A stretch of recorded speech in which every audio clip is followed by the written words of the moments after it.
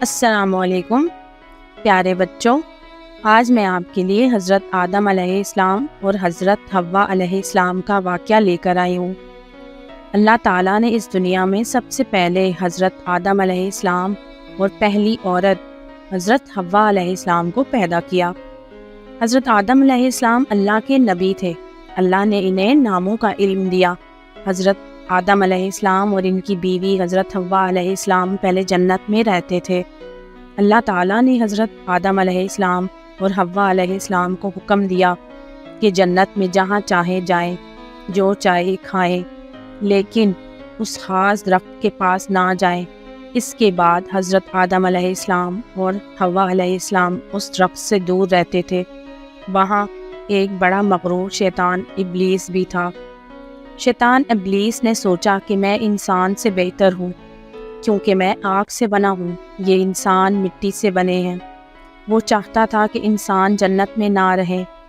ابلیس نے آدم علیہ السلام اور حضرت حوا علیہ السلام کو گمراہ کرنے کی سازش کی۔ ابلیس نے ان سے کہا کہ اس خاص درخت کا پھل بڑا مزیدار ہے، اس لیے انہیں اس پھل کا ذائقہ چکھنا چاہیے۔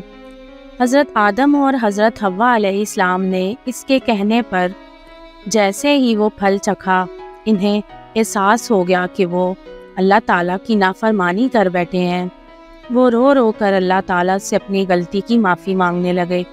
اللہ تعالیٰ نے انہیں معاف تو کر دیا اور حکم دیا کہ اب وہ اس جنت میں نہیں رہ سکتے، لہٰذا اللہ نے انہیں زمین پر اتار دیا اور فرمایا کہ تمہاری اولاد میں سے جو کوئی میرا حکم مانے گا، اسے دونوں جہانوں میں کامیابی ملے گی، اور جو شیطان کی بات مانے گا گمراہ ہوگا۔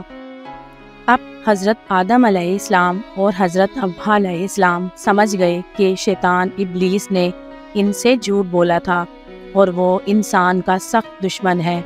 انہوں نے اچھائی اور برائی کا فرق اپنی اولادوں کو سمجھایا اور یہ بھی بتایا کہ اگر دنیا اور آخرت کی کامیابی چاہتے ہو تو کبھی شیطان کی بات نہ ماننا، صرف اللہ تعالیٰ کا حکم ماننا، کیونکہ وہی عبادت کے لائق ہے۔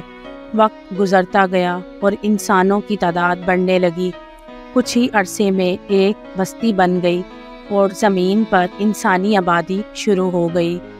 تو پیارے بچوں، اگر آپ کو میرا یہ واقعہ پسند آیا ہے تو میری ویڈیو کو لائک اور سبسکرائب ضرور کیجیے گا۔ اللہ حافظ۔